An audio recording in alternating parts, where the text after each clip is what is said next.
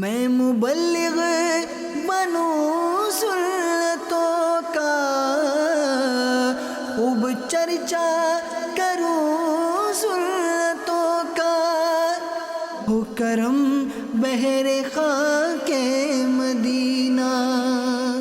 الحمدللہ رب العالمین والصلاة والسلام علی سید المرسلین، اما بعد فاعوذ باللہ من الشیطان الرجیم، بسم اللہ الرحمن الرحیم۔ الصلاة والسلام علیک یا رسول اللہ وعلی آلک واصحابک یا حبیب اللہ، الصلاة والسلام علیک یا نبی اللہ وعلی آلک واصحابک یا نور اللہ۔ فرمان مصطفیٰ صلی اللہ علیہ وآلہ وسلم، جو شخص مجھ پر روزانہ 100 بار درود پاک پڑھے گا، اللہ پاک اس کی 100 ضرورتیں پوری کرے گا، جن میں سب سے آسان ضرورت آگ سے آزادی ہے۔ صلو علی الحبیب صلی اللہ تعالی علی محمد۔ ترجمہ کنز العرفان۔ اور یاد کرو، جب ہم نے تم سے عہد لیا اور تمہارے سروں پر طور پہاڑ کو معلق کر دیا اور کہا کہ مضبوطی سے تھامو اس کتاب کو جو ہم نے تمہیں عطا کی ہے، اور جو کچھ اس میں بیان کیا گیا ہے اسے یاد کرو، اس امید پر کہ تم پرہیزگار بن جاؤ۔ اس کے بعد پھر تم نے روگردانی اختیار کی، تو اگر تم پر اللہ کا فضل اور اس کی رحمت نہ ہوتی تو تم نقصان اٹھانے والوں میں سے ہو جاتے۔ پیارے اسلام بھائی، ہم نے پارہ ایک سورہ بقرہ کی آیت نمبر 63 اور 64 کا ترجمہ بھی ہم نے ابھی سنا۔ تو اس آیت کریمہ میں سبق آموز واقعہ موجود ہے۔ آئیے پہلے وہ واقعہ ہم سنتے ہیں، پھر ان سے ملنے والے جو اسباق ہیں وہ ہم سیکھیں گے۔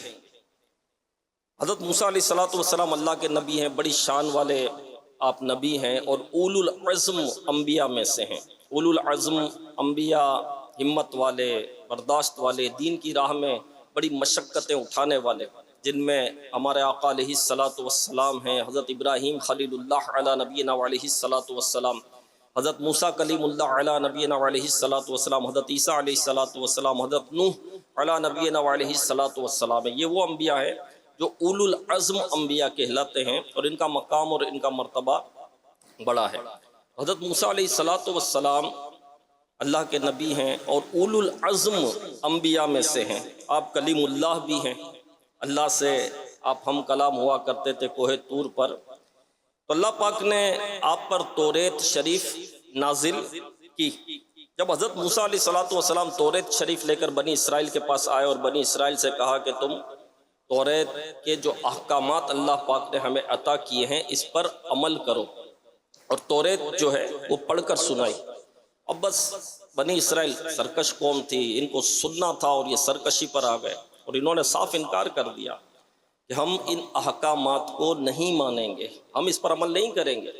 حضرت جبریل امین علیہ السلام تشریف لائے اور کوہ طور کو جڑ سے اکھاڑ دیا، پہاڑ کو جڑ سے اکھاڑ کر ان کے سروں پر لٹکا دیا۔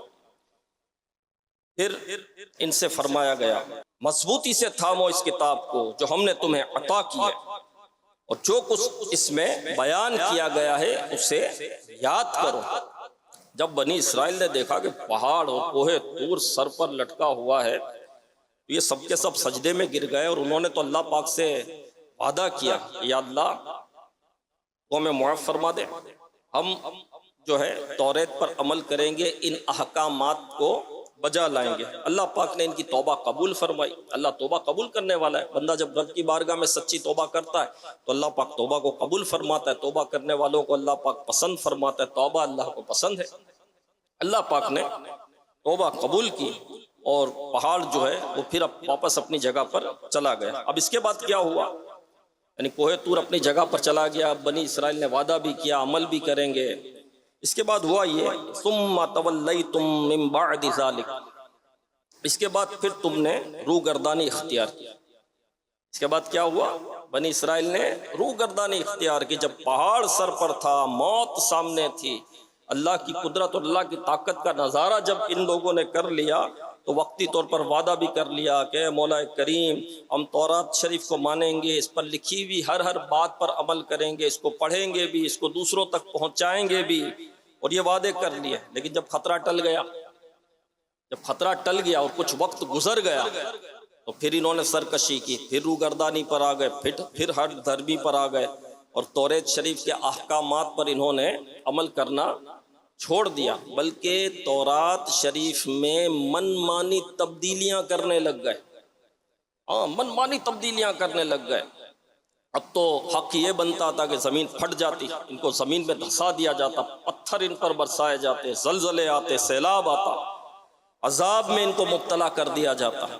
لیکن ہمارا رب رحمان ہے، ہمارا رب رحیم ہے، ہمارا رب کریم ہے، ہمارا رب عطا فرمانے والا ہے، فضل فرمانے والا ہے۔ تو ارشاد ہوتا ہے فَلَوْلَا فَضْلُ اللَّهِ عَلَيْكُمْ وَرَحْمَتُهُ لَكُنْتُمْ مِنَ الْخَاسِرِينَ۔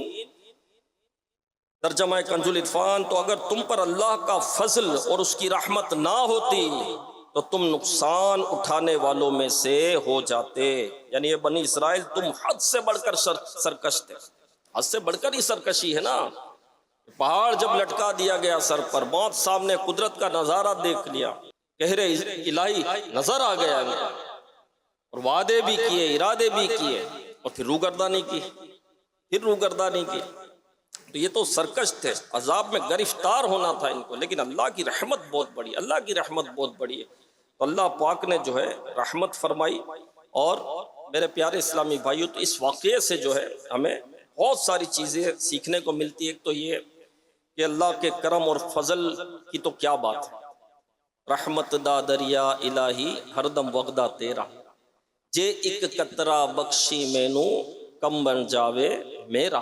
میرے رب کی رحمت بہت بڑی ہے، اور میرے رب کی رحمت جو ہے میرے رب کے غضب پر حاوی ہے۔ سبقت رحمتی علی غضبی، تو نے جب سے سنا دیا یا رب، آسرا ہم گناہ گاروں کا اور مضبوط ہو گیا یا رب۔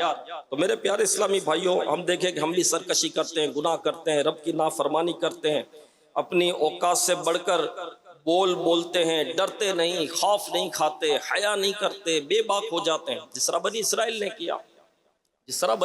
نے کیا کہ جب خطرہ ٹل گیا، وقت گزر گیا، تو پھر دوبارہ وہ اپنی ہٹ دھرمی پر آ گئے۔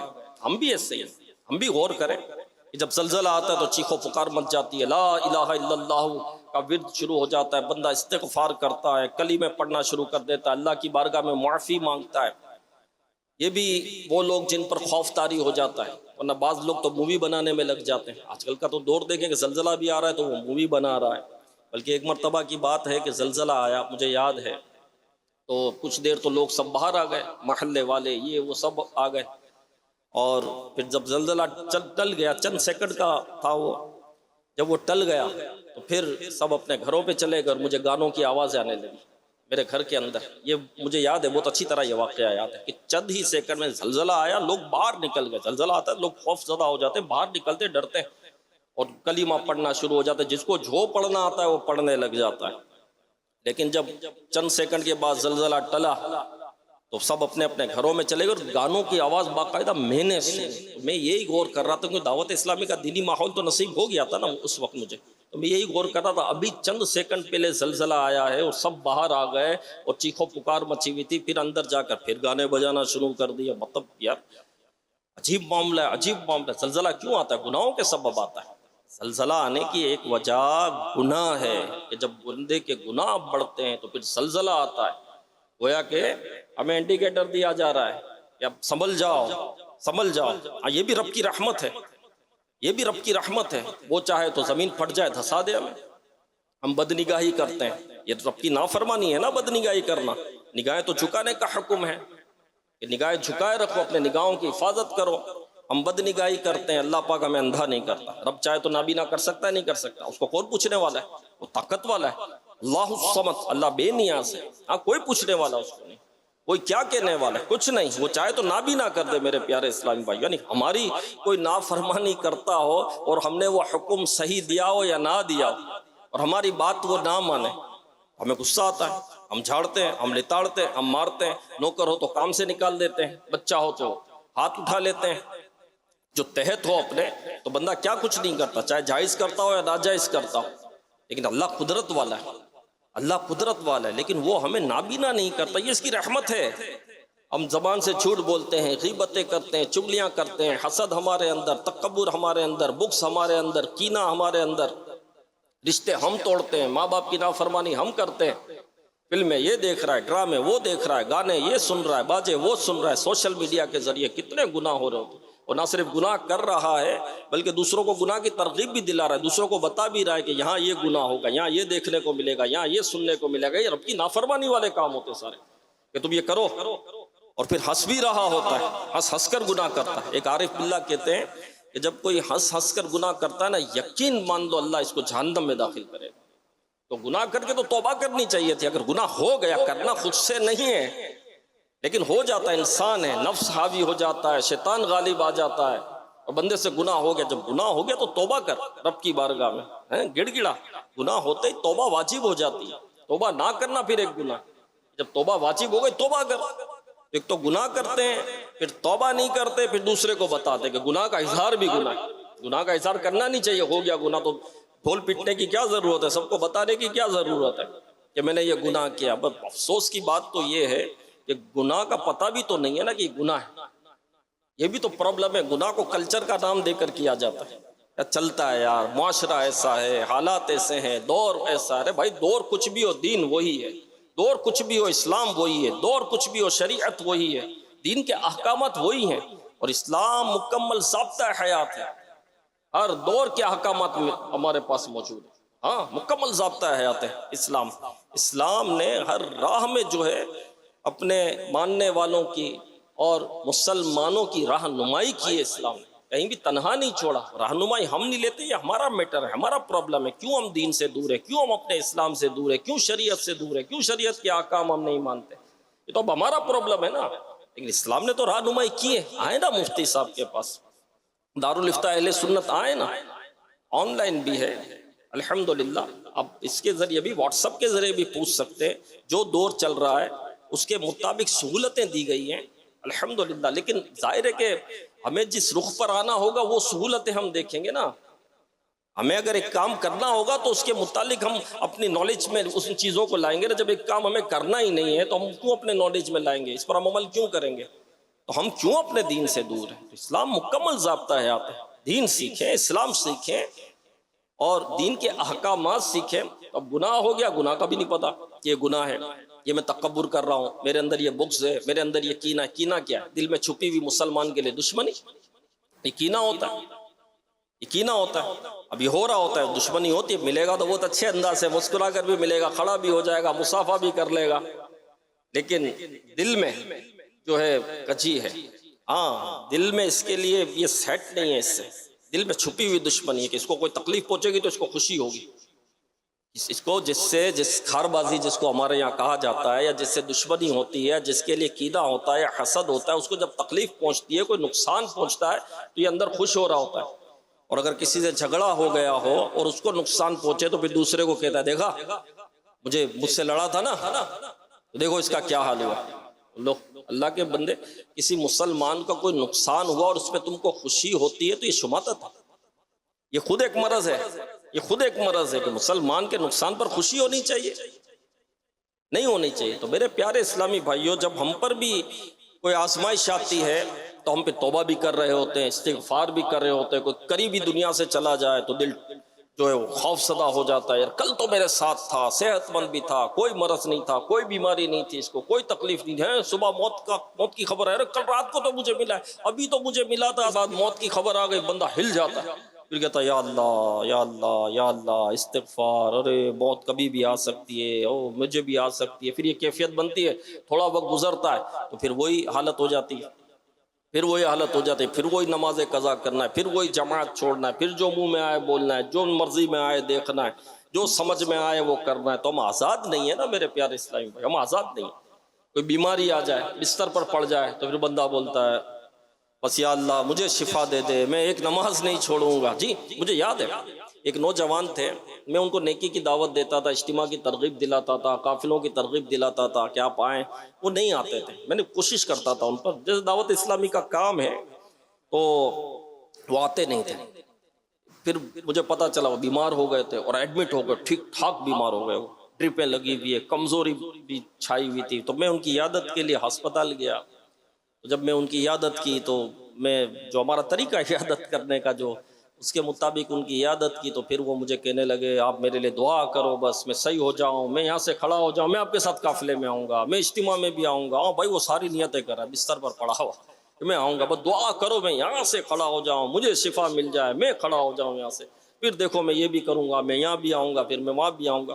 پھر اللہ پاک نے ان کو شفا دی، وہ صحیح ہو گئے، لیکن پھر بھی آئے نہیں۔ بستر پر پڑا ہوتا ہے، بیمار ہوتا ہے، تکلیف میں ہوتا ہے، بولے بس سب کروں گا، بس یہاں سے اٹھ جاؤں، یہاں سے اٹھ جاؤں۔ لیکن جب اللہ پاک نے صحت دی تو پھر وہ آئے نہیں اس کے بعد، کہ وہ واقعی اجتماع کے بھی آئے اور قافلے میں بھی سفر کیا ہو، نہیں آئے وہ۔ تو میرے پیارے اسلام بھائیوں، بنی اسرائیل سرکش تھے، انہوں نے روح گردانی کی، خطرہ ٹل گیا، مصیبت ٹل گئی، تکلیف ٹل گئی، تو پھر وہ اپنی ہٹ درمی میں آ گئے۔ تو ہم بھی غور کریں یار، ہم پہ بھی کوئی مصیبت آتی ہے، تکلیف آتی ہے، پھر ہماری زبان سے نکلتا ہے کیا؟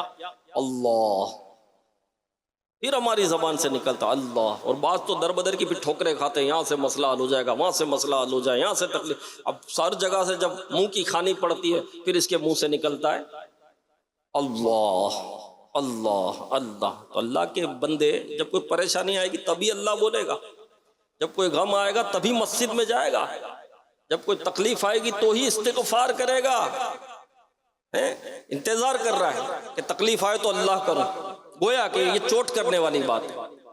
انتظار کر رہا ہے کہ بیماری آئے تو اللہ کرو، کڈنی فیل ہو جائے تو اللہ بولوں، دل کا مرض لگ جائے تو اللہ بولوں، بلڈ کینسر کی خبر آئے تو اللہ بولوں۔ اللہ سے عافیت کا سوال ہے، یہ چوٹ کرنے والی بات ہے میرے پیارے اسلام بھائیو سارے۔ یا امتحان کا وقت آئے کوئی تو طلبہ بولے اللہ، امتحان ہے نا، پاس ہونا۔ بعض کہتے ہیں طلبہ ملتے ہیں تو بھائی دعا کریں کہ امتحان میں پاس ہو جائے، تو ہم کہتے ہیں اللہ پاک تمہیں دنیا اور آخرت کے امتحان میں کامیابی دے۔ یہ آخرت کا بھی امتحان ہے، اس کی بھی تو فکر ہے کہ نہیں ہے؟ آخرت کا بھی تو امتحان ہے، تو اللہ پاک دنیا اور آخرت کے امتحان میں کامیابی عطا کرے، یہ دعا کرتے ہیں۔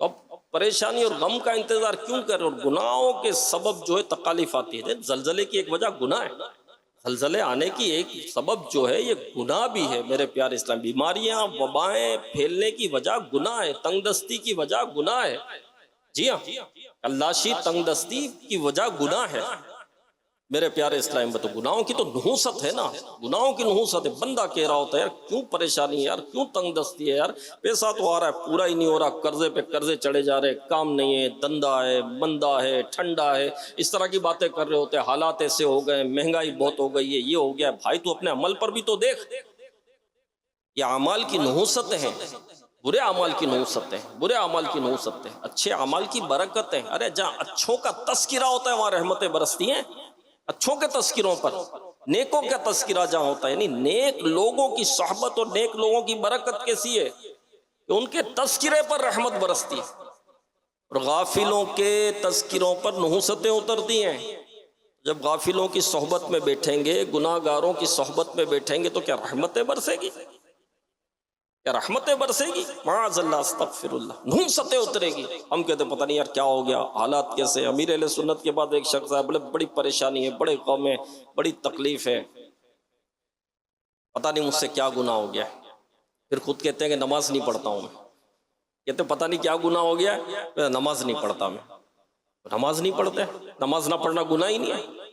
فجر کی نماز قضا ہو گئی، صبح اٹھا، نہ خوف، نہ دکھ، نہ ملال، نہ افسوس، نہ کچھ نہیں، اٹھے گا، فریش ہوگا، ناشتہ وغیرہ کرے گا، مزے سے جا رہا ہے۔ اللہ کے بندے نماز فجر قضا ہو گئی تیری، اور اس میں اٹھنے کے لیے تو نے کوئی کوشش بھی نہیں کی تھی، کوشش بھی نہیں کی تھی تو نے اٹھنے کے لیے، اٹھنے کے کوئی اسباب بھی تو نے نہیں بنائے تھے، اور تیری نماز قضا ہو گئی۔ تجھے افسوس نام کی چیز نہیں ہے، کیونکہ تو نے اس کو مطلب اس کو لے ہی نہیں رہا ہے، یہ گناہ ہے کہ نہیں ہے؟ افسوس تو تب ہوگا نا کہ میں رب کی نافرمانی کر دی، میں نے فجر میری چلی گئی، میری فجر کی نماز قضا ہو گئی، یہ گناہ ہو گیا، میری رب کی نافرمانی کی میں نے۔ جب یہ ہوگا احساس تو نا، نہیں ہے احساس میرے پیارے اسلامی، تو ہم کس کا انتظار کر رہے ہیں؟ اتنی تکالیفیں آ ہی رہی ہے نا، تو میرے پیارے اسلام بھائی رب کی بارگاہ میں توبہ کریں، لیکن ہمارا رب بڑا رحیم ہے، بڑا کریم ہے، ارحم الراحمین ہے، ہمیں مہلت عطا فرماتا ہے، ہمیں معاف فرمانے والا ہے، ہمیں بخشنے والا ہے۔ اللہ پاک قرآن کریم میں ارشاد فرماتا ہے، ترجمہ کنز العرفان، اور تمہارا رب بڑا بخشنے والا ہے، تمہارا رب بڑا بخشنے والا رحمت والا ہے۔ اگر وہ لوگوں کو ان کے اعمال کی بنا پر پکڑ لیتا تو جلد ان پر عذاب بھیج دیتا۔ ہاں، یہ اس کی رحمت ہے میرے پیارے اسلامی بھائیوں، اگر اعمال کے بدلے وہ اگر پکڑ فرماتا وہ جلد عذاب بھیجتا۔ یا خدا رحمت تیری حاوی ہے تیرے قہر پر، یا خدا رحمت تیری حاوی ہے تیرے قہر پر، فضل و رحمت کے سہارے جی رہا بدکار ہے، فضل و رحمت کے سہارے جی رہا بدکار ہے،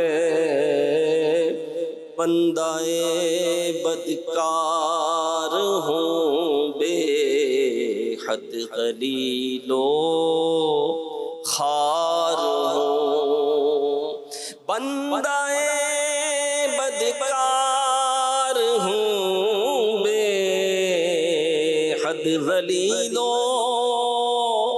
خوار ہوں، مغفرت فرما الہی مغفرت فرما الہی، تو بڑا غفار ہے، مغفرت فرما الہی، تو بڑا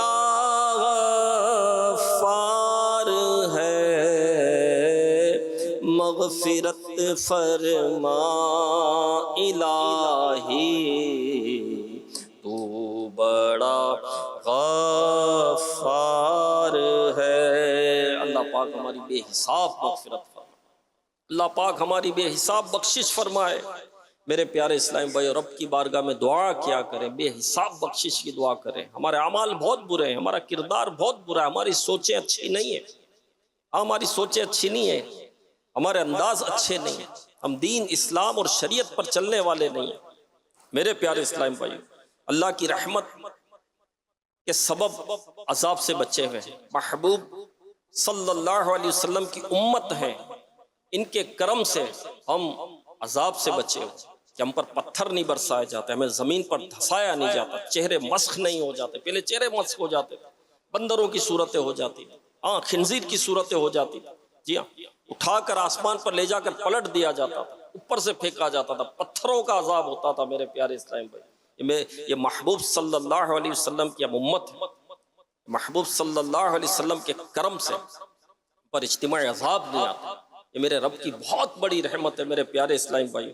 بس محشر کے روز بھی رحمت ہو، محشر کے روز بھی رحمت ملے۔ اللہ پاک فرماتا ہے اِنَّا رحمت اللہ قریب من المحسنین، ترجمہ کنز العرفان، بے شک اللہ کی رحمت نیک لوگوں کے قریب ہے، اللہ کی رحمت نیک لوگوں کے قریب ہے، یعنی اللہ پاک کی رحمت چاہتے ہو تو نیک بنو، اللہ کی رحمت چاہتے ہو تو نیک بنو اور نیک لوگوں کے قریب رہو، کہ نیکی اور نیک لوگ اللہ پاک کی رحمت کے دروازے ہیں۔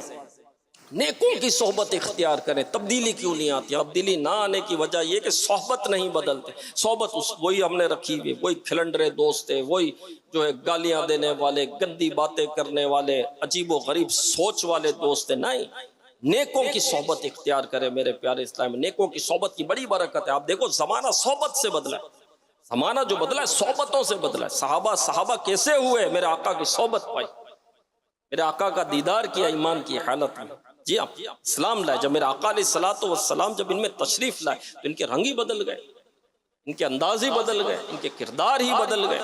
اور ہر صحابی نبی جنتی جنتی, ہر صحابی نبی جنتی جنتی, ہر صحابی نبی جنتی جنتی. اولیاء اللہ کے ہم واقعات سنتے ہیں, ان کی صحبت میں رہنے والے بدکار, گناہ گار, نیکوکار بن گئے. بلکہ خواجہ غریب نواز رحمۃ اللہ علیہ کا کیسا واقعہ ہے کہ ایک شخص آپ کو قتل کرنے کے ارادے سے آیا, کسی نے اس کو ورغ لایا, کیونکہ اللہ والوں کے حاسدین تو ہوتے ہیں, حسد کرنے والے تو ہوتے ہیں, ہر ذی نعمت حسد کیا جاتا ہے. اللہ نے جب اتنا مقام مرتبہ اور اتنی نعمت عطا کی ہے تو حسد کرنے والے بھی ہوتے ہیں. تو کسی نے اس کو خواجہ غریب نواز رحمۃ اللہ علیہ کے قتل کے لیے بھیجا. جب وہ آپ کے قریب آیا تو آپ نے بھانپ لیا کہ مومن کی فراست سے ڈرو, مومن کی فراست سے ڈرو, کہ اللہ کے نور سے وہ دیکھتا ہے, مومن کی فراست سے ڈرنا چاہیے. تو آپ نے بھانپ لیا اور آپ نے فرما دیا کہ مجھے پتا ہے تم کیوں آئے ہو, جس کام کے لیے آؤ کام کرو, میں تمہارے سامنے بیٹھا ہوں. تو پھر آپ کی ہیبت طاری ہو گئی ان پر, اس شخص پر ایسی ہیبت طاری ہوئی کہ جو ہتھیار تھا وہ ہاتھ سے گرا, ہتھیار تھا وہ ہاتھ سے گرا, اور وہ آپ کی بارگاہ میں تائب ہوا. اس نے توبہ کی اور معذرت کی کہ مجھے کسی نے جو ہے ورغلا کر آپ کو قتل کرنے کے لیے کہا تھا. پھر وہ آپ کی صحبت میں رہنے لگا, اور آپ کی صحبت میں رہنے کی برکت سے اس نے 55 حج کیے. ہاں, یہ خواجہ غریب نواز رحمۃ اللہ علیہ کی صحبت تھی. آپ کو قتل کرنے کے ارادے سے آیا تھا, لیکن آپ کی نرمی, آپ کی نیکی کی دعوت, آپ کی صحبت کی برکت سے اس نے 55 حج کیے. اور جو اس کا انتقال بھی ہوا نا, وہ سفر حج پر ہوا. وہ حج کے لیے گیا تھا اور اس کا انتقال ہوا. کیسا مقام ملا. داتا صاحب رحمۃ اللہ علیہ کا واقعہ ہے کہ آپ کا بھی ایک دشمن تو آیا تھا, آپ کا مرید بن گیا. آج بھی اس کی قبر داتا صاحب رحمۃ اللہ علیہ کے قدموں میں. جی ہاں, اس طرح کے واقعات بہت ہیں. صحبت صحبت صحبت, اچھوں کی صحبت اپنائیں, نیکوں کی صحبت اپنائیں, نمازیوں کی صحبت اپنائیں, عاشقان رسول کی صحبت اپنائیں, عاشقان صحابہ کی صحبت اپنائیں, عاشقان اہل بیت کی صحبت اپنائیں, عاشقان اولیاء کی صحبت اپنائیں. جی ہاں, ان کی صحبت اپنائیں. دعوت اسلامی کا دینی ماحول ہمارے سامنے موجود تو ہے نا یار, اتنا پیارا ماحول اور کھلی کتاب کی طرح. کیا چھپا ہوا ہے دعوت اسلامی کا؟ مجھے بتائیں تو صحیح. دعوت اسلامی کا کام نظر نہیں آ رہا, یہ نوجوانوں کے بارونق چہرے نظر نہیں آ رہے, بے نمازی بن گئے, یہ ہمیں نظر نہیں آ رہا. اتنے اجتماعات میں اتنی بڑی بڑی تعداد شرکت کرتی ہے, یہ ہمیں نظر نہیں آ رہا.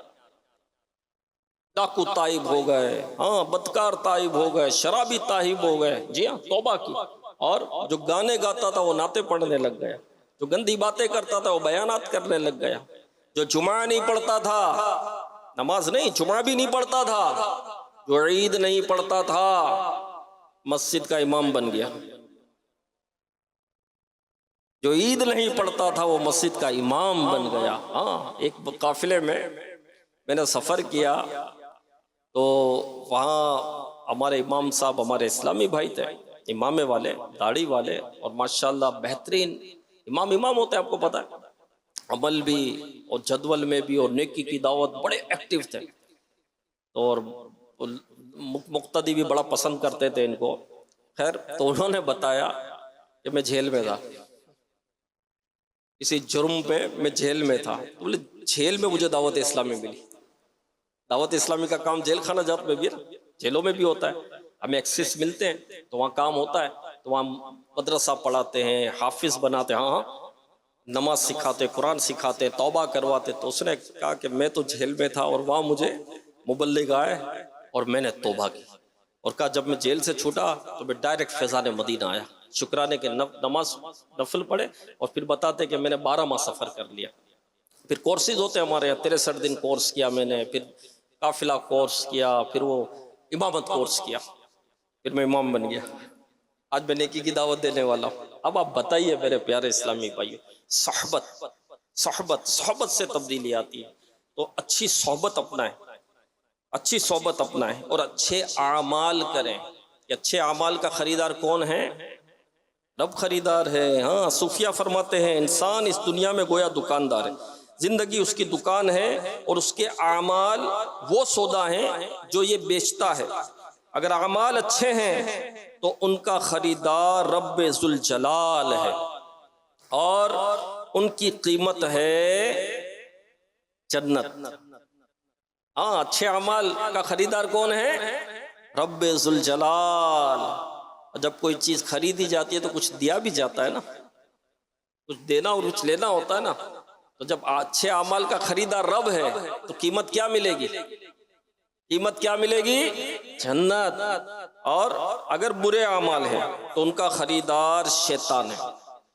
برے اعمال کا خریدار کون ہے؟ اور شیطان کیا قیمت دے گا؟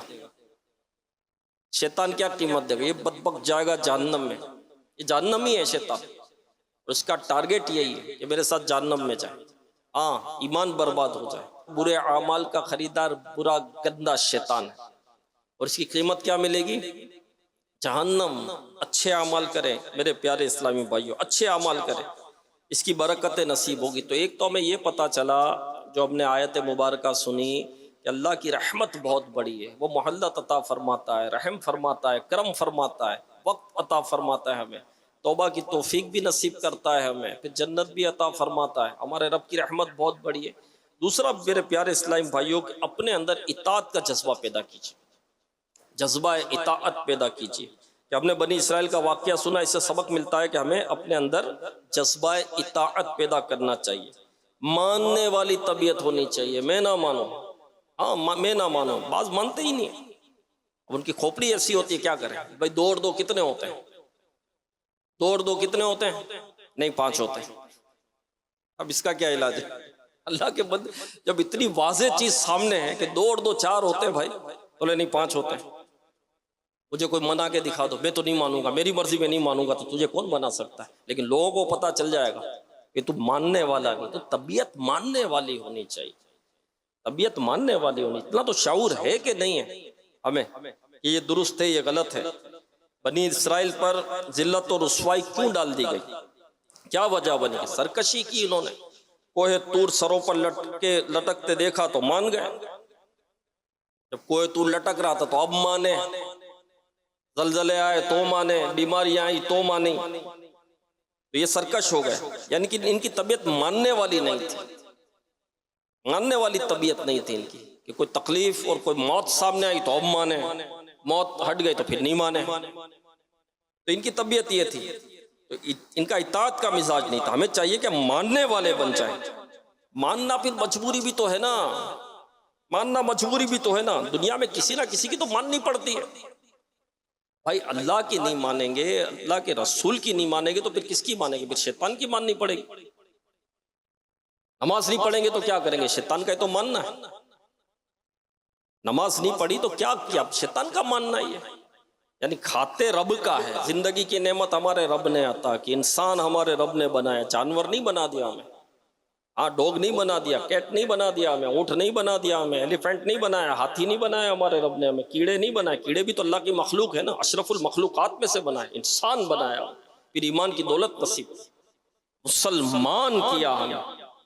اتنی بڑی نعمت ہمارے رب نے عطا کیا ہمیں کہ ہمیں مسلمان کیا، ہمیں ایمان کی دولت میرے رب نے نصیب کی، پھر اپنے محبوب کی امت میں سے کیا جو سب سے افضل امت ہے۔ جب تک یہ امت جنت میں نہیں جائے گی، دوسری کوئی امت جنت میں نہیں جائے گی، سب سے افضل امت یہ ہے۔ پھر سب سے افضل امت میں ہمیں کیا، اپنے محبوب کا دامن کرم ہمیں عطا کیا، پھر کھلا رہا ہے، پلا رہا ہے، پال رہا ہے، گھر کی نعمت، کھانے کی نعمت، اولاد کی نعمت، کاروبار کی نعمت، آنکھ کی نعمت، زبان کی نعمت، کان کی نعمت، ہاتھ کی نعمت، پاؤں کی نعمت، کتنی نعمتیں عطا کی۔ کس نے عطا کی یہ سب؟ ہمارے رب نے۔ رب کا دشمن کون ہے؟ شیطان ہے۔ رب کی نافرمانی کس نے کی تھی؟ شیطان نے۔ اور جس نے رب کی نافرمانی کی تھی ہم اس کی فرما برداری، یہ اچھی بات تو نہیں ہے، یہ اچھی بات تو نہیں ہے۔ یا ایھا الذین آمنوا اطیعوا اللہ واطیعوا الرسول، اے ایمان والو حکم مانو اللہ کا اور حکم مانو رسول کا۔ ہاں ہمیں حکم ہے کہ حکم، قرآن میں حکم ہے کہ حکم مانو اللہ کا اور حکم مانو رسول کا۔ اللہ اور اس کے رسول کا حکم ماننا کیا ہے؟